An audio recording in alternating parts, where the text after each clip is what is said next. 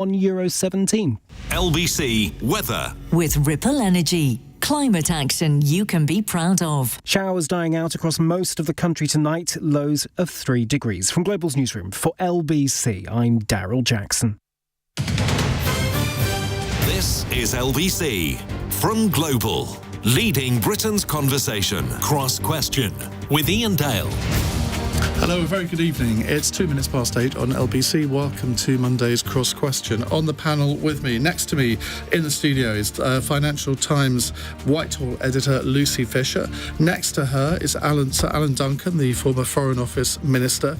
His previous appearance on LBC a couple of weeks ago became quite notorious. We might have a little word about that. I thought but he's you on, might. He's on best behaviour tonight, he assures me. I hope you are too. Well, up to a point. On my other side is Baroness Angela Smith, Labour's leader in the House of Lords. How long have you been doing this job? Do you think you qualify for the word veteran? Old age pension, or you've been doing it a long time, haven't you? this job? I think I'm the third longest serving Labour leader in the Lords, so about 7-8 years. And Matthew Syed is a columnist in the Sunday Times, among many other things, some of which we may even talk about. And he's going to be on my All Talk podcast in a couple of weeks as well. So if you'd like to ask them a question, 0345 6060 973.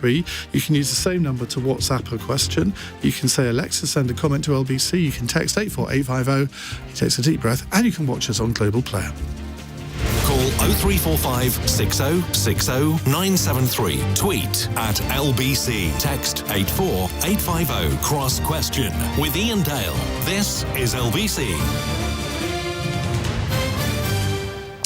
Right, let's go to our first caller. It's Billy in Ventnor on the Isle of Wight. Hello, Billy. Hello, good evening, Ian, and good evening, panel. I've got a question for you based on that fantastic interview you did with Liz Truss, and that is, do you have any sympathy for Liz Truss after hearing her say she at least tried to fix the problems in our economy, despite what happened as a result? Well, thanks for the compliment. I must admit it's not replicated by many of the texts and tweets that are coming in on the subject. But Angela Smith, sympathy for Liz Truss, not a word associated with her very much.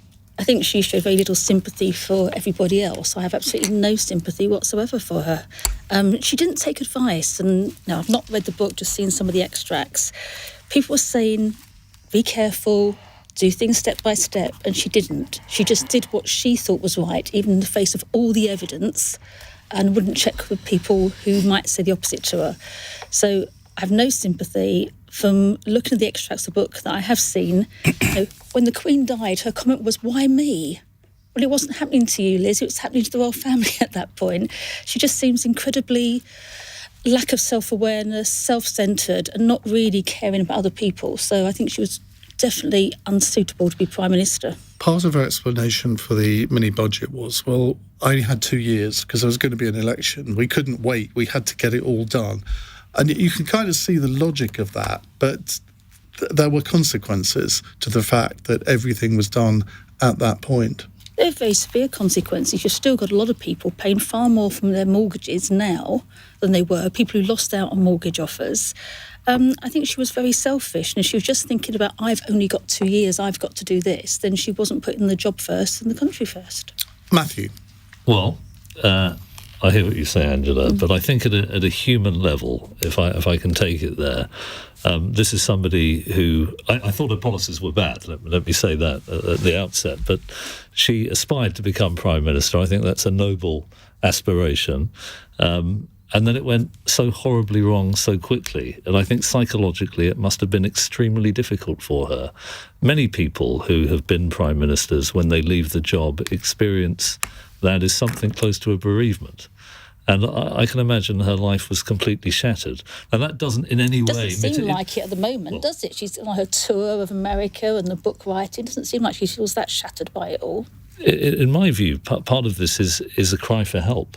To have gone on a stage with Steve Bannon and others, I don't think that's just a conventional misjudgment. I think it's somebody who is hamstrung by something called cognitive dissonance. She's trying to reconcile the image that she has of herself as a good person who wanted to do the right thing, which I'm sure is true, with a catastrophic misjudgment that has completely torpedoed her legacy and turned her into a laughingstock. And she's trying to, I think one would understand that she would wish to rebuild her life in some way, shape or form. Having said all of that, I also happen to agree. I sound like I'm defending Liz Truss. This is not my objective tonight, Iain. Well, you failed then. But I do think the country does need a shock. It needs a fundamental set of reforms to deal with what will otherwise turn into long-term decline of the kind that Argentina faced at the beginning of the last century. I think that her treatment didn't work, but I do think if Keir Starmer becomes Prime Minister, which I hope he is after the next, almost certain to be after the next general election, there will need to be very serious reform on the same sort of scale as we saw under Attlee or Thatcher, perhaps even more so. Alan Duncan, it was Enoch Powell who said all political careers end in failure. Well, this one did. But from what she said to me in this interview, she isn't finished and that she does see a chance of a comeback. I don't see that. I think if it were to happen, it would guarantee the finishing of the Conservative Party as well. No, I agree with Matthew. On a human level, of course, one feels sympathy because any kind of political defeat can be very, very traumatic, and it can be a searing experience which leaves scars for a very, very long time. But actually, she doesn't seem to feel those. Her defiance is almost peculiar and emotionally lacking in intelligence. I think she emerged as leader and Prime Minister out of the turmoil of the Conservative Party, and as such she was a bit of a political accident, a sort of political spasm in a way, which didn't really serve any logical purpose. I think what she lacked was any kind of emotional intelligence, which understood that in order to put your deeply held convictions into practice, you've got to roll the pitch, you've got to prepare the ground, and you've got to take people with you. She says she did do that during the leadership campaign. No, but you can't do it in 2 weeks. I mean, it was as if she was standing on the edge of the White Cliffs of Dover and saw a beautiful beach underneath and said, I want to go to that beach, so I'm going to take one great step forward. She didn't plan a path. She didn't work out how to get there. And she just said, I believe in this, it's absolutely fantastic, it's proper conservatism, bang. And then it exploded. And so she didn't have any understanding of markets. I'm afraid she's not very sophisticated in understanding the bigger side of strategic issues, international markets in finance, and indeed how to handle and manage a political party. So it imploded very quickly. On that level, it's sad personally for her. It's tragic for the Conservative Party. It did an enormous amount of damage to our credibility.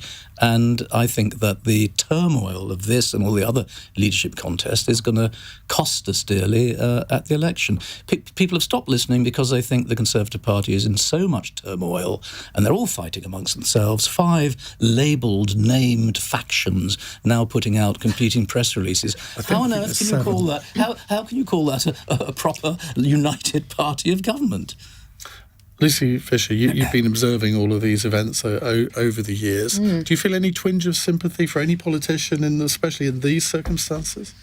Well, look, I think Liz Truss has just showed so little introspection about what went wrong. I think part of it was pitch-rolling communications, as you and Alan have said. But I think it goes further than that. You know, the mini-budget that was the key disaster that, led to her ouster from Downing Street fell apart mainly because it was, unfunded tax cuts that didn't survive contact with reality. And when I read the extracts from the book, hear the interviews like you've done with her this evening, she's firing out blame in all directions against, the three-headed hydra, as she calls it, of the Treasury, the OBR and the Bank of England, but doesn't seem to take much responsibility for herself. Where I would say I feel sympathy for her, and where I do think she shone a useful light on a lack of provision and support in Downing Street, is when she talked about not having any specialised medical support and having to send her diary secretary out at midnight to get her some cough medicine. And flea bite lotion. Flea bite lotion, quite. Boris apparently left number 10 with fleas. Yes, revolting. I'm not sure it was the dog.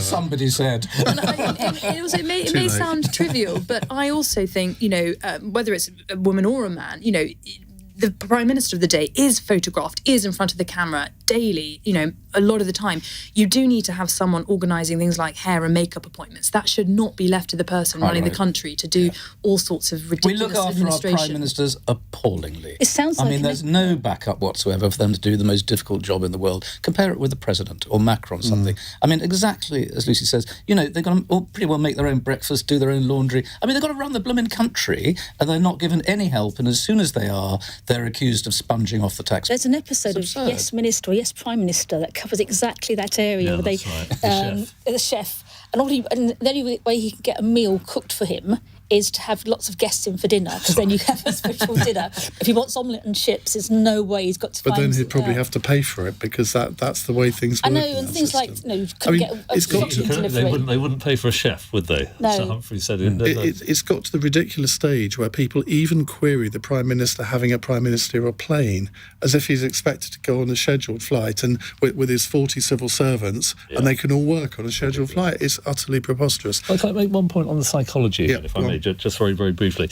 A very talented psychologist, Leon Festinger, he analysed what would happen to cults which predicted the end of the world. And then, obviously, their predictions don't come true. What is likely to happen after? And they've doubled down on their faith. They say something like, we've been spared because our faith was so strong. Think of the person who was most associated with the Iraq War, Tony Blair. He still believes he was right. Liz Truss will go to her grave thinking the mini budget was right. She has an incentive to keep doubling down. This is not unusual. Alan described it as a lack of insight or emotional intelligence, but you'd have to say that of Blair and almost every other politician. George W. Bush still believes he was right on Iraq. Brexiteers who were most publicly associated with a set of predictions are those who still think they were absolutely right and come up with tortuous post hoc rationalizations. Well, they now say, look, we're spending an extra 350 million a week, whatever. It's actually 794 million, according to the papers of the weekend. It's nothing to do with Brexit. Let's have a follow. Before we get mired in Brexit, thanks for that, Matthew. Let's have a follow-up text question from Ian in Solihull, who says, what do you think about Liz Truss's criticisms of the Bank of England and what she calls the economic establishment? Now, she did actually... I asked her in that interview, did she think that Andrew Bailey should be fired? And she said, after 2 seconds hesitation, yes. She wants to abolish the ABR as well. Alan? I wrote a little pamphlet in 1993 which called for independence for the Bank of England. And one of Gordon Brown's, a lovely guy who was his special advisor, said to me a few years later, do you know what? He pinched that idea and he loved it. And I still, maybe I used to be a member of a cult, but I'm still holding on to the view that this was right, because if you do not have independence for the Bank of England in setting interest rates, it becomes a political decision. And it becomes determined by the cycle of electoral politics, where people will reduce them in order to win and then whack them up afterwards, irrespective of the best judgments that should be made for the economy. So I still think that independence for the Bank of England is a good thing, is the right thing. Now, whether or not the committee that sets interest rates and the governor are as good as they should be, people can decide. He's not the best communicator. You didn't used to have governors of the Bank of England having to communicate their decisions in the way you do today. So it's not easy for them either. But I still think that having interest rates set by the Bank of England is better than having it set by politicians. Lucy? Yeah, I think I agree with that in its entirety. And I do think, again, Liz Truss, firing out all this criticism at Andrew Bailey, trying to argue that the mini-budget imploded because he had failed to raise interest rates beforehand and, it fell apart for that reason, I think is, slightly delusional and doesn't, match the reality of what happened. Angela? Are we all going to be in agreement here? Probably. I think, you can criticise the Bank of England. I think it's not unfair to have criticisms on individual decisions. What worries me, this is part of Liz Truss criticising everybody except taking herself and not taking any responsibility herself. If you look at if she criticises, it's everybody and everything everybody else was wrong. She was never wrong. So she did admit she made mistakes, but couldn't quite identify what they were. No, and there'd be sort of minor things like she couldn't get a hairdresser books or something. I'd sort of worry about somebody who wants to, when there's been a catastrophic error of judgment made, that everybody else is at fault rather than her. She wouldn't listen to the OBR, so I'm not surprised she wants to abolish it. She wasn't interested in it when she could have used them to make some more sensible decisions. Matthew? Well, I think it's worth reflecting on what a big claim it is that the Bank of England should be independent, because let's just think about what it commits us to. Thatcher said that making decisions on interest rates were the most important that democratic governments do outside war and peace. Alan's proposition, which I happen to agree with, is that we cannot trust democratic governments not to make those in the public interest. In other words, they're too tempted by the chocolate, the short-term rush of a gain in popularity, and therefore can't make rational decisions in the interests of the public. If we're not capable of entrusting these big decisions to banks, what does that say about democracy? I happen to think that we know that long-term interest rates decline when these decisions are outsourced to officials who don't have to get elected. But I do think that we need to reflect very seriously on what that says about us and what it commits us to in other areas, which we typically put under democratic control. So I think she made a really important point about the fact that from the major government onwards, all of these agencies were created sort of at arm's length from government departments with very little democratic accountability. Right. Like my pet one is what's now called National Highways, what used to be called the Highways Agency. There is, even the Secretary of State can't get them to do stuff. And you think, well, what's the point of becoming a politician if you don't have oversight over these bodies? And HMRC. Well, if you go back even further, the Post Office. Now, Tony Benn was Postmaster General as a minister, would be answering questions in the House of Commons about the service from the Post Office. You just wonder if we'd needed to have a programme on TV about Mr Bates, here there'd be a minister in the House of Commons answering questions about the Post Office. Well, on that controversial bombshell, we're going to go to a break. It's 18 minutes past 8. This is LBC.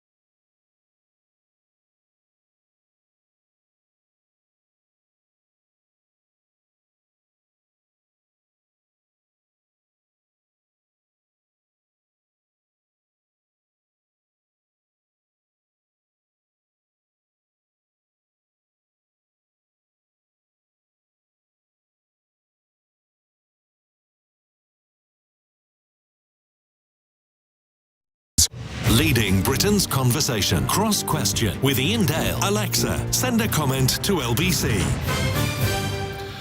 20 past 8 on LBC. On our cross-question panel, we have former Foreign Office Minister Sir Iain Duncan.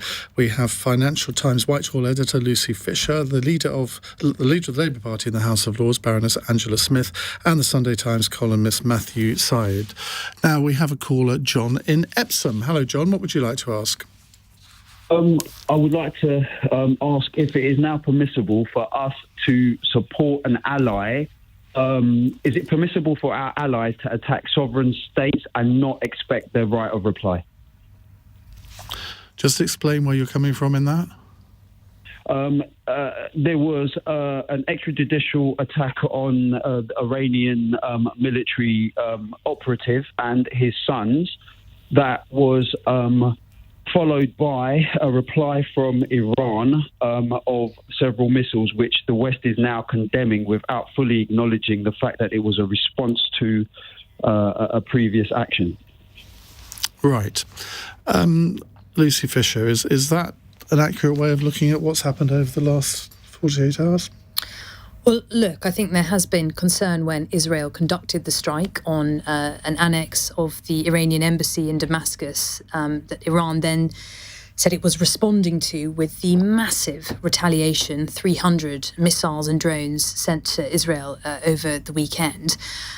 Look, I think, the West, the action that the UK has taken, the involvement of the RAF in shooting down some of those missiles and drones, is all about trying to de-escalate. Yes, to help defend Israel, an ally, and its right to self-defense as it was, facing that huge incoming bombardment, but also just trying to de-escalate what is happening in the Middle East, where, the shadow war that has gone on for decades between Israel and Iran now looks on the precipice of exploding into outright conflict. So I don't agree with that characterization of it, but I do think it is very unfortunate, the actions that Israel took to begin with, and certainly even more so the retaliation that Iran enacted over the weekend.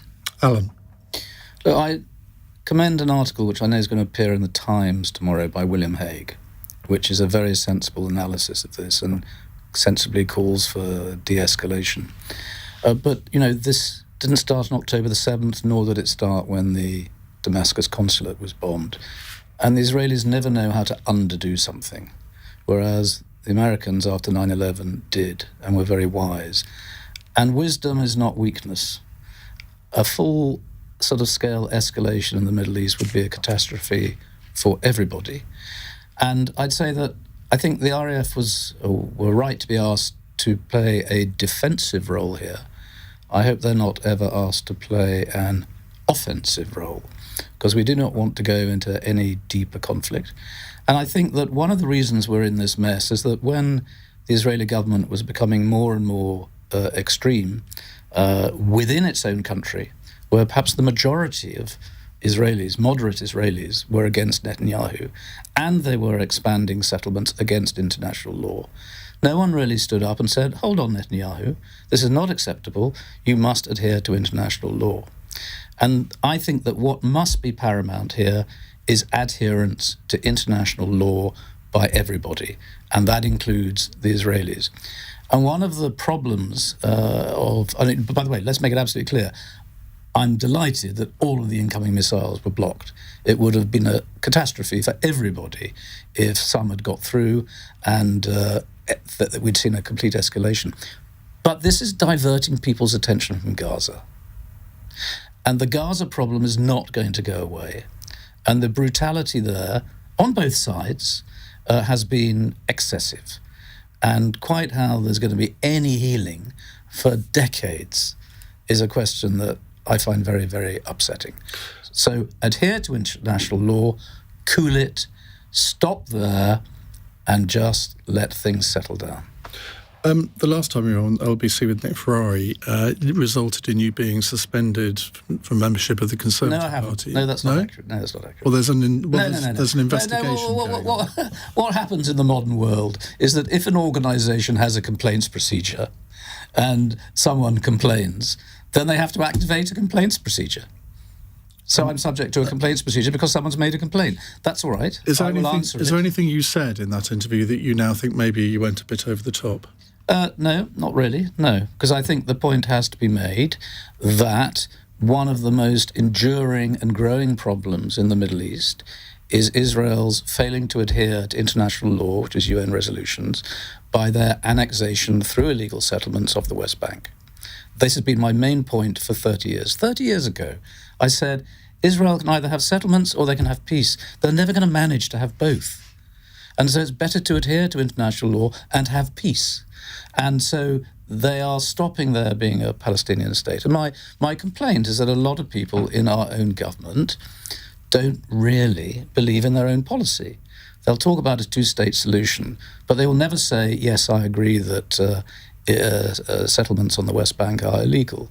And I'd say to journalists, I say to someone like you, Iain, please, when you do have someone here in front of you, ask them if that's what they agree with. Because if they don't, then I think you can challenge them by saying, well, you've just binned international law and the rules-based international order. But you were a Foreign Office Minister for, was it 3 years? Yeah. And you had to adhere to collective responsibility during that time.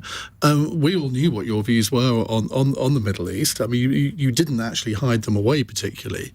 But a government minister has to go along with government policy, otherwise they resign. Yes, but they don't. I mean, or throughout all this... But you didn't either. I did. I believe in our policy. No, but you didn't... I believe in our policy or exactly as I expressed it in that interview. But my concern is that a lot of people in the current government do not. No, I've always supported our policy, which is that settlements in the West Bank are illegal in international law. Full stop. And did you make those representations to the Israeli government when you were a Foreign Office Minister? I wasn't actually dealing with them directly because... No, because you weren't allowed to, were you? Because they knew what your views were. So they would not have liked hearing from me that this is actually what our policy is.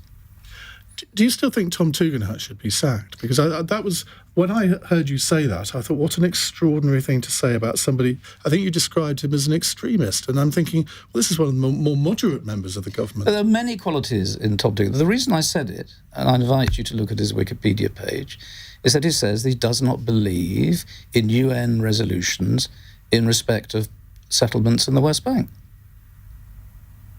But he's not responsible for his Wikipedia page.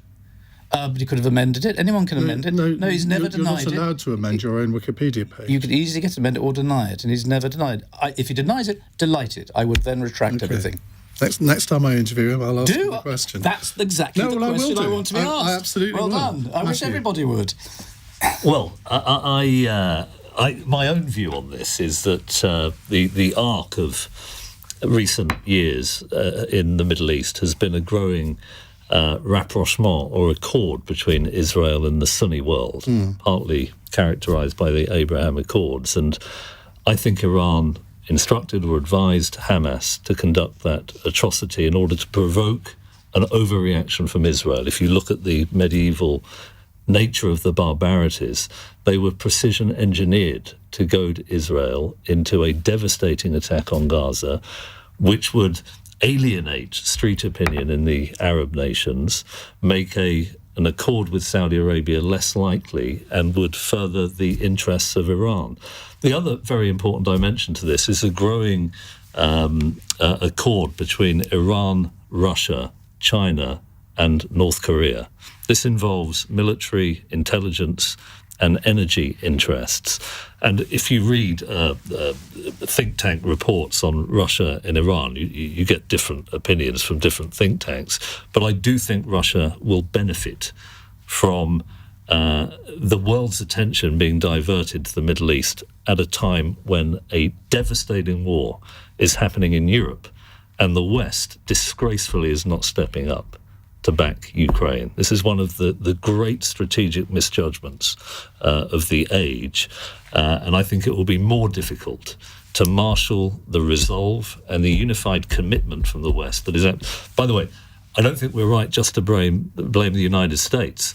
European nations have free-ridden on American military expenditure for decades, and that is another disgrace that we're completely blind to in Europe. And it's very interesting, isn't it? Today, I think Zelensky has said, isn't it interesting that British and French planes can intervene to protect Israel in terms of shooting down missiles, but they won't do it in Ukraine? Angela? I think they provided some of the equipment to do that in Ukraine, but it's not been as ongoing.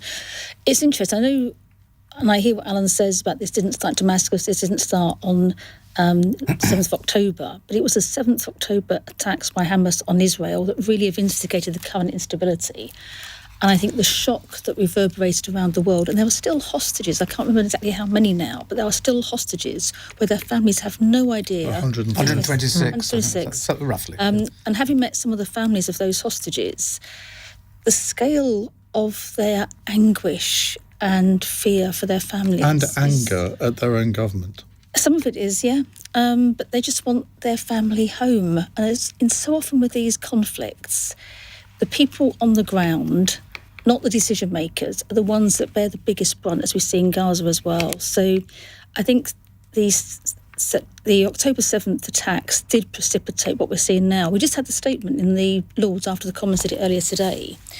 And the comment that's been made by John in Epsom about, should you be allowed to retaliate, would anybody else be told not to retaliate? I think it's the scale of the retaliation that worries people. And David Cameron's comments were quite interested on this. I look forward to seeing what William Haye's got to say tomorrow. But I think there is a real fear that it just escalates and continues to escalate. And I think urging restraint from all sides. You can't earn one side restraint. It's like calling for a ceasefire from one side, but not both sides. Urging restraint at this stage and diplomacy from other countries is going to be really important. Whether it will work, none of us know. This is and sort of that's my point about the wise course of action is to underdo the reaction, not to be goaded. Yeah. So I agree with Matthew, and I largely agree with his analysis. But wise leadership does not allow itself to be goaded and overreact. That's my point. Well, because you'll know this better than anyone, having been a Foreign Office Minister. Sometimes your heart tells you one thing and your head tells you another, and it's important most of the time to let your head rule your heart. And you can understand a desire for revenge, a strike back, but when you think of what the consequences of that might be, that is in many ways unthinkable. Right, we'll move on. We are going to talk about Iran and Israel after 9 o'clock, so do stay tuned for that. It's 8:32. Let's get the latest LBC News headlines with Daryl Jackson. The Prime Minister is calling on the Middle East to show restraint after Iran launched an attack on Israel at the weekend. Rishi Sunak says he's speaking to his Israeli counterpart to discuss how to prevent further escalation. The weapons supervisor on the set of the film Rust has been sentenced to 18 months in prison for the fatal shooting of a cinematographer during filming. Hannah Gutierrez-Reed was convicted in March for the involuntary manslaughter of Helena Hutchins in October 2021. And Donald Trump says the hush money case against him should never have been brought, as he becomes the first former US president to face a criminal trial. He's accused of falsifying business records to cover up a payment to porn star Stormy Daniels during his 2016 election campaign. LBC weather showers dying out across most of the country tonight, staying windy with a low of 3 degrees. This is LBC.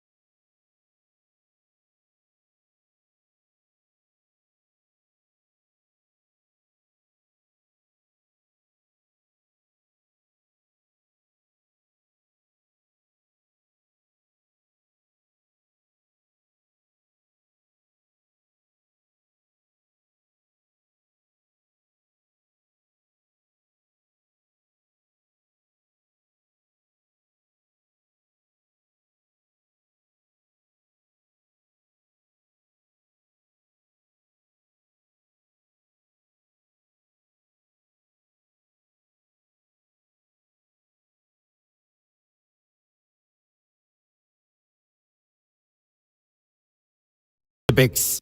Cross Question with Iain Dale on LBC. Call 0345 6060 973.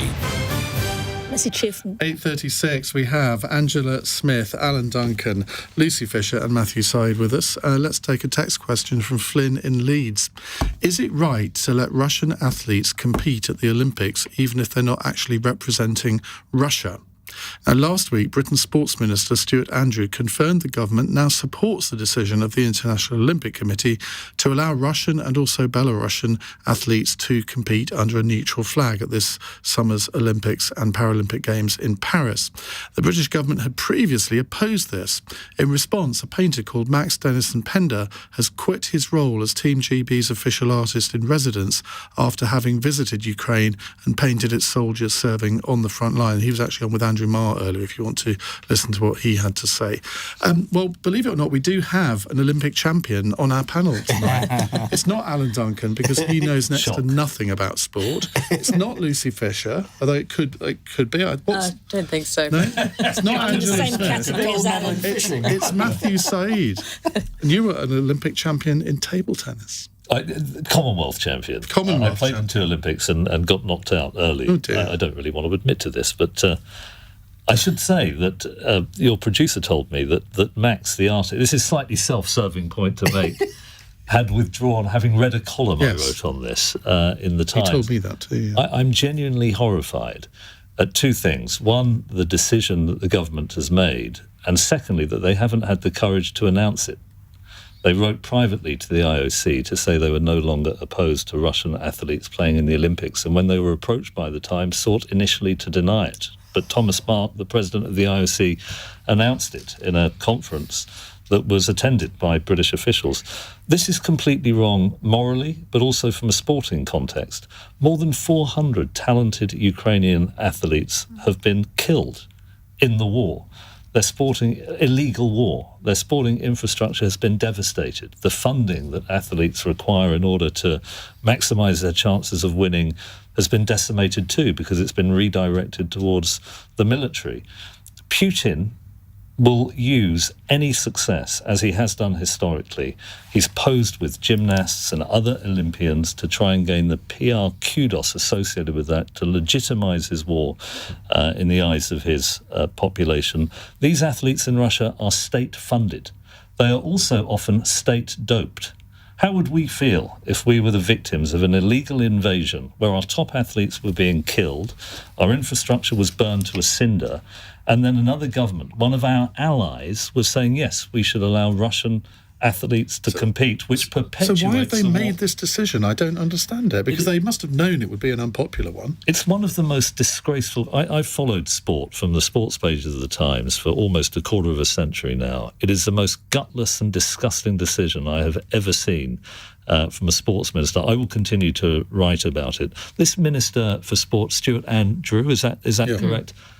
I admire politicians as a general rule for putting themselves into the firing line and for standing up to the democratic process. I think he is a disgrace. I hold him in complete contempt. Can you be clear what the IOC's done? They've said Russia and Belarus can compete under a neutral flag, or still? Yeah. I mean, the neutral flag, Alan, is completely it means nothing because it's still propaganda. Wasn't there an athlete recently, a Russian athlete, competing under a neutral flag, and then he lifted up his vest and it had a Z on it, which we all know what that means. Yeah, and after the Winter Olympics, there was a young ice dancer. Putin took the first possible opportunity to be photographed with them and with other Olympians. Don't forget that Putin invaded Crimea after the Sochi Games. Yeah. His approval rating went from 60 to 80. I mean, from what we can read into approval, it went up 20 points. He has constantly weaponized sport. That's why there is a orchestrated doping campaign, so that they can win medals. So who would have been lobbying for the British government to do this? I'm so bewildered. And Ian, they have not, as I understand it, I asked our sports correspondent, Matt Lawton, who broke this story from the Times, he said they still have not publicly announced the change in policy.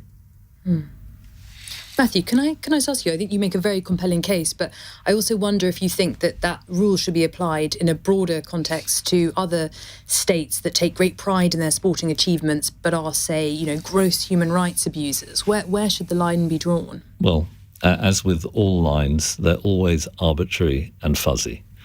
But when there is a line and one nation has moved over it to the extent that Russia has with this illegal war, I just think that debating other more borderline nations, it isn't the thing to do. We have to stand against Russia. Angela Smith. I just think it's probably a fiction when they say they're under a neutral flag and they go back and you have Putin parading them around as great Russians. It's a fiction that they are neutral athletes. They are part of the Russian country. And I think one of the things that people find difficult is to say, let's separate politics and sport. Well, if we're genuinely going to separate politics and sport and they're completely unconnected, that is one thing. But that's clearly not the case here. So I'm not somebody who's, I watch the Olympics and some of the fun things and the swimming and some of the athletics. I know very little about sport, but to me, this just doesn't feel right at all. Lucy? Yeah, I'm inclined to agree. The only argument I can see on the other side is that I can imagine if you are, which I am not, someone who wants to be crowned world champion in your given sport, you want to be up against the best. You don't want to be in a contest, let's say in something like gymnastics, where the Russians have traditionally been very strong, and then be liable to the accusation, well, you didn't take on the champion because, their state was banned from that contest. But no, I think the very compelling case has been put eloquently by Matthew as to why Russia and Belarus should not be allowed to take part. Alan? I mean, I remember when Russia invaded Afghanistan in 1979, and Thatcher said that the British team should not go and compete in the Moscow Olympics. But I think in the end most did. And it's slightly the other way around. It's not an exact parallel, but it's always complicated and messy. And I think Lucy's right. The danger, as soon as you ban one set of people, you do then get a bit of escalation where people will say, well, we want to ban another set of people. So if you ban the Russians, there'll suddenly be an outcry of people trying to ban the Israelis. And then you'll get all sorts of people say, let's ban the North Koreans, whatever. So, I mean, the International Olympic Committee, if this is going to be a world competition, does have a very difficult decision about making it a world competition, having to have some moral judgments about the participants, but not wanting to destroy the competition. It's not easy. Isn't it a slightly different? Sorry, is it a slightly different question, Matthew? You're the expert on this, I think. Yeah. This isn't what the IOC does. This is how the government responds to it. In fact, the government's made a change of policy, but tried to sort of sneak it out. Why did we need to change our policy? I mean, why do we have to have a sort of clear policy on this? I mean, it's Paris Olympics, it's the IOC. I mean, it either happens or it doesn't, I would have thought. The way, as I understand a bit baffled by this. It will work is that the individual sports will ultimately decide. And one of the people who runs a sport is Sebastian Coe, the former runner who competed in Moscow in 1980 and won the Olympic gold medal in the 1500 and the silver in the 800, which he did again in 84. And he has said that he will not allow Russian and Belarusian athletes to compete. And it's worth just taking a step back here. Russia invaded Ukraine, a sovereign territory. There is now compelling evidence that they have raped women, tortured prisoners, and abducted children. This is one of the gravest tragedies we have seen in Europe in my lifetime. And we know, as we have said, that Putin will leverage any success. It seems to me quite extraordinary. You mentioned, Lucy, about, you want to compete against other athletes. 400 Ukrainian top athletes are dead. One of them was tortured before being killed. We can't allow this to happen at the Olympic Games. To me, it's not dissimilar to the infamy of 1936, where the Munich Olympic Games took place in Nazi Germany and was wielded by Hitler as a propaganda coup in the build-up to the Second World War. And I think just before the atrocities that were perpetrated on Jewish people in Germany. Well, I think a little invitation to Mr. Andrew, the Sports Minister, will be issued forthwith to come on the programme. But I think we all know what the answer is going to be. I think Matthew wins this one tonight. I think Matthew does win that one tonight, as he so often does. This subject might come up again in our fun question at the end of the programme. You never know. It's 8:46. LBC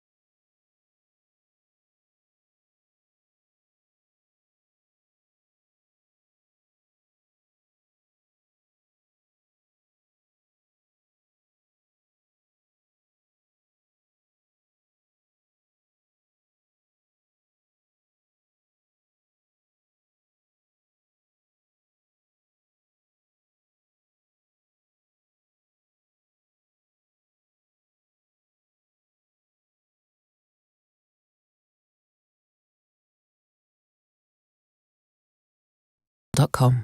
Cross Question with Iain Dale on LBC. It's 8:48 on LBC. We have with us Matthew Syed, we have Baroness Angela Smith, Lucy Fisher and Sir Alan Duncan. Now, a text question from Clive in Chichester. No one has been sent to Rwanda, and yet it's an equivalent to Coventry, isn't it, Rwanda now? And yet the government is now planning to copy our deal with Rwanda with 4 other countries, and is having lots of different countries we can send migrants to the way to make this idea work. Now, the Times has reported that it's seen Home Office documents concerning talks with the governments of Armenia, the Ivory Coast, Costa Rica and Botswana to make agreements to pay them money in return for flying asylum seekers to them, like the agreement between the UK and Rwanda. MPs are voting on the Rwanda bill this evening after the most recent amendments by the Lords before Easter. We'll get an update on those votes later in the programme. Angela. Well, I can give you an update on the votes. The government will throw out every single amendment that the Lords have sent to them. I'm just trying to tot up how much that will cost. I think it's something like 400 million plus and rising at the moment. So if you tot up all those other countries... They were at 5 billion was the figure that the Times mentioned. I just think the Rwanda policy is a ridiculous policy. It's not going to work. They'll get it through just because they'll wear people down. But a couple of Tories already say that, well, we've voted against it in the Lords 2 or 3 times now. We'll hold our noses and let it go through. So the government may get it through, but it's a poor policy. It doesn't work. It doesn't address the issues. It's inhumane. It's wrong. So to compound it, you spend an awful lot of money for a policy that isn't going to work. So the fact they're discussing it with other countries is perhaps an indication they think Rwanda's a bit of a failure rather than a success anyway. Matthew? Well, the mathematics, I think, are the key thing to acknowledge. And if we can't agree about that, then I think there's no point in having the discussion. There are more people who wish to come here than we can meaningfully accommodate. I think almost every rational person would admit to this. What government policy has been for most of my lifetime has been attempting to ration that number by doing deals with transit countries in North Africa and the Middle East to stop them getting through. So a lot of our foreign policy is sold and packaged under the headline of aid or strategy, when what we're really doing is bribing them to stop people getting through so that they can't get here. So we've put together an obstacle course to stop refugees who are in tremendous need. And that's reaching the limits of democratic consent because more people are getting through. So the only way to deal with this is to say that if you get here illegally, you will be deported. The only way it seems to me that can happen is that we have to amend our treaty obligations.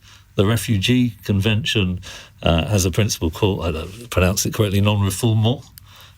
We need to get rid of that, because if we did so, and refugees knew that if they got here they'd be instantly deported within the law, they wouldn't come, so we wouldn't have to deport them. We could then take as many as we wish to, legally. I would like us to take more. We would obliterate the trafficking gangs in an instant. No one would have to die in transit. We would be taking more people, so we'd be doing more for human rights. And the crucial point, which is, it seems to be missed too often in this debate, is we know from multiple think tank reports and leaked documents that Russia and China see migration as the Achilles heel of the West. Refugees don't want to go to China, Iran, North Korea and Russia. They come to the West. And so Russia and China are fomenting instability, particularly in Africa. The Wagner Group has 4,500 mercenaries, many in the Central African Republic, others in Libya, and they did it on the border of Belarus. But they are deliberately abusing people's human rights in order to get the flow to the West. That would disappear if we amended our treaty obligations. This isn't a win-win, it's a win-win-win-win. No one, it seems to me, in public life has the courage to explain this to people. It wouldn't be difficult. The person who could do this is Keir Starmer, a human rights lawyer who was willing to amend the treaties. It would be a win for the West, it would be a win for refugees too. Lucy Fisher. Well, look, I think the government needs to prove the concept, not even that it works as a deterrent, but that it can legally, get some flights off the tarmac to Rwanda before it starts looking abroad. And I'm just frankly, gobsmacked at some of the countries that have been named in these documents that the Times reported that the government is now looking at. Costa Rica, Botswana, places where you think many people think of as, once in a lifetime bucket list holiday destinations, the rainforest, pristine beaches in Costa Rica, safari in Botswana. So I'm not sure the optics of sending asylum seekers there as some kind of punishment for crossing the channel would quite work in the way that ministers perhaps think. And equally, I think that those countries could really damage their tourism industries if they were to take part in this. The FT broke the story last week that in Rwanda, Rwandair, its national airliner, doesn't want any part in a lucrative UK government contract to fly asylum seekers out to the East African nation because it fears reputational damage. So let's see if the government can actually get people off the ground to Rwanda and in what number, because I think one of the biggest, most damaging obstacles that's arisen in recent months isn't the delay to the legislation, but it's the suggestion from the Kigali administration that they want to implement this in a very staggered way, taking no more than perhaps 150 asylum seekers in the first few months. That isn't going to have the deterrent effect that the government hopes. Alan?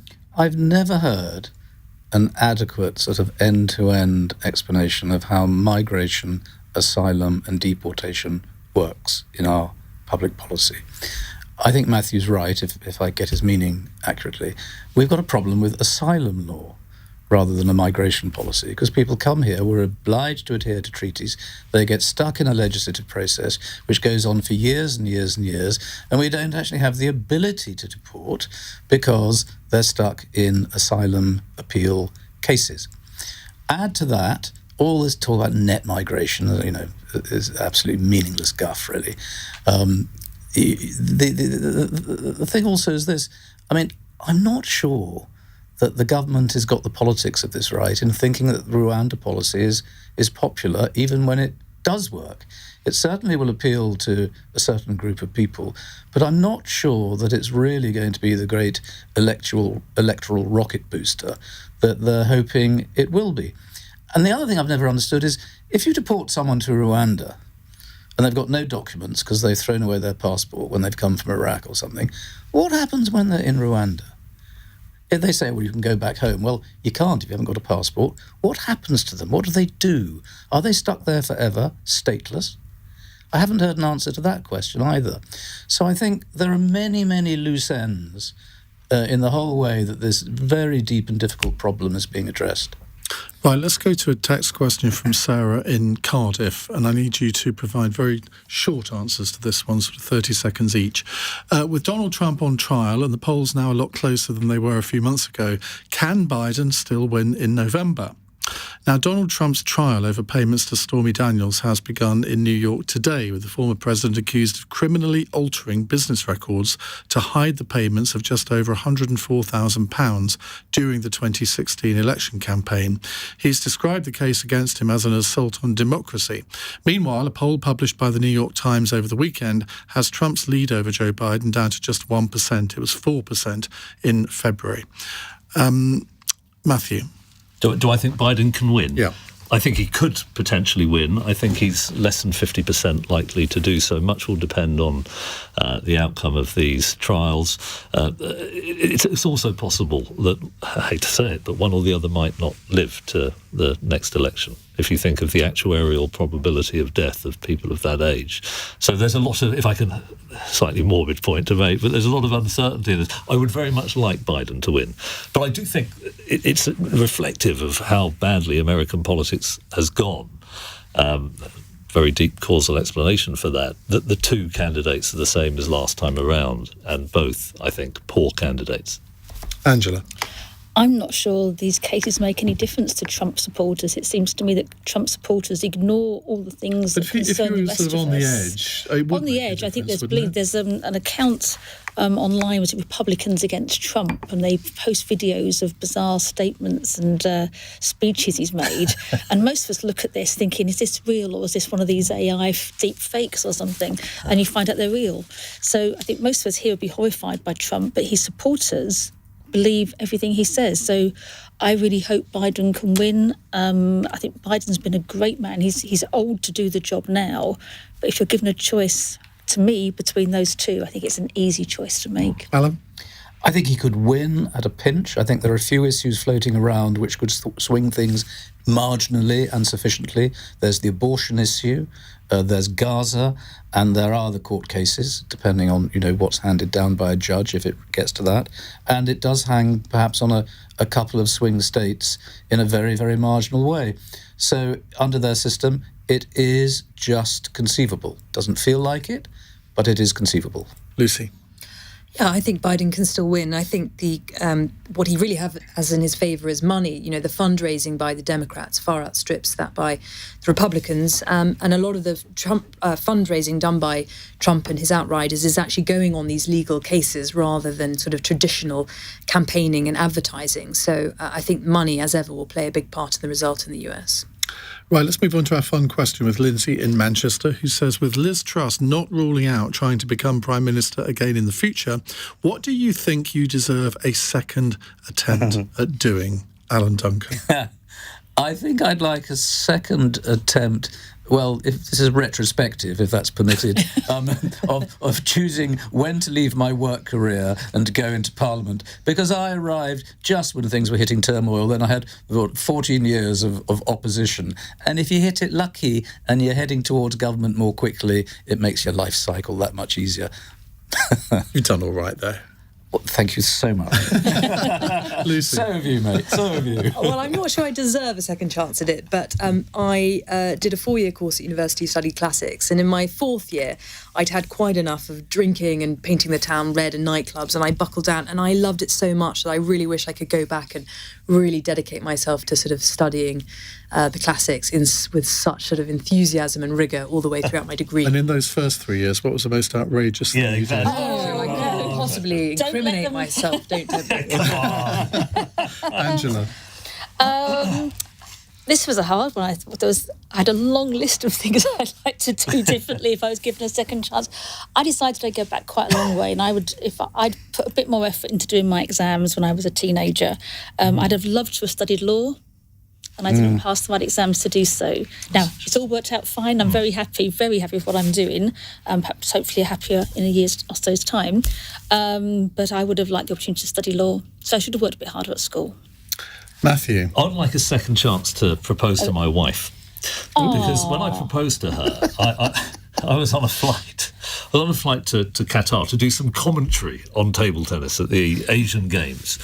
And I remember as the plane took off, I knew my then girlfriend, I suspected she wanted me to propose. And I thought, what would happen if this plane crashed? She would never know that I was committed enough to her to have made that proposition. What would it have been like for her at the funeral? I thought, no, I must propose. And she arrived at the hotel in Doha. I thought, I'm going to do it when she gets there. I don't want to waste any more time. I want her to know this. And she got into the room, and I was on the phone ordering room service. And she will tell you I ordered... champagne. Well, no, because I had to go back and commentate, so I had to eat something quickly, and I ordered a lamb biryani. And then I turned to her. That is so unsophisticated. It's terrible. By the way, darling. I said, lamb biryani. Could you do that with chicken? No, you can't. Okay, it has to be lamb's already in it. Yes, no, I get the point. Yeah, some bread on the... Kathy. And do you agree that is an unsophisticated proposal? I owe you a bottle of champagne. I really do. As I sit here thinking what I should have answered is that I wish I'd learnt the piano. That was my... You should have wished you did. I wish I'd learnt the piano. It's my big regret. I have a similar regret, actually. I'm unsophisticated, clearly. Right. I'm not quite sure what to make of all of that. I thought you would want to have won had another go at the Olympics in table tennis, Matthew. But I think Matthew wins the prize actually on that one. He does. In fact, I think he wins the prize for the whole evening. To be honest. Definitely. Not to say the rest of you weren't brilliant. Now, tomorrow's panel includes the Conservative MP Bob Seeley, the historian, author and broadcaster Dr Tessa Dunlop, Claire Hanna from the Northern Ireland SDLP, and the acting editor of the Conservative home website, Henry Hill. So they'll be here at 8 o'clock tomorrow. And also tomorrow night at 7 o'clock, we have an hour-long phone-in with Kemi Badenoch, the Equalities Minister. So if you want to ask her questions about the Cass report or any other aspect of her job as Equalities Minister, that will be your chance. First caller, Alan Duncan, probably. Or maybe not. Right, in the next hour, we are going to turn our attention to what's happening in the Middle East. And I particularly want to ask you this question. If the Iranian Revolutionary Guard are so awful and ghastly and wicked and evil, why haven't we classified them as a terrorist organisation like we have with Hamas? I think it's an important question to ask. David Cameron has given a bit of an explanation to it today. And also, I just want to get your reaction to the events of the weekend. When I was covering for David Lammy yesterday, we had, should we say, some interesting calls. Most people seem to be on the side of Iran, which really shocked me. I do hope that's not going to be the same case tonight, because I can't see how you can be. On your radio, on Global Player, and Play LBC. leading Britain's conversation. This is LBC. From Global's newsroom, the head of Israel's army says his country will